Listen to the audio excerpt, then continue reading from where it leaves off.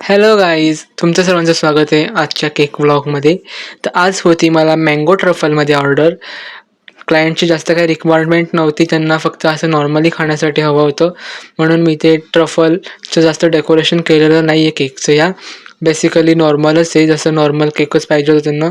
फक्त त्यांची अशी रिक्वायरमेंट होती की त्यांना मँगो जो आहे तो जास्त फिलिंगमध्ये एकदम जास्त पाहिजे होता. आणि तुम्हाला मँगो केक बनवताना और मँगो ट्रफल केक बनवताना ट्रफल आणि मँगो या दोघांचा स्वीटनेस जो आहे तो सेम ठेवायला लागेल. जर मँगोचा स्वीटनेस कमी असेल आणि चॉकलेटचा जास्त असेल तर टेस्ट बरोबर नाही येणार. आणि जर मँगोचा स्वीटनेस कमी असेल तर तुम्ही त्याचा कंपोट बनवून यूज करावा, डायरेक्ट मँगो नाही यूज करावा.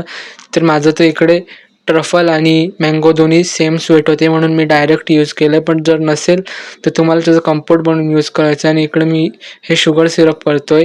ही त्याची टेक्निक आहे, तुम्ही ऑइलिंग ब्रशने यूज करून बघा, खूप नीट शुगर सिरप होईल. आणि हा आहे ट्रफल जो की डार्क चॉकलेटने बनवलं. तुम्हाला त्याची रेसिपी हवी असेल तर मला कमेंट करून नक्की सांगा.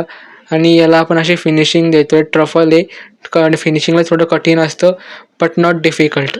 Okay, impossible but impossible word says that I am possible.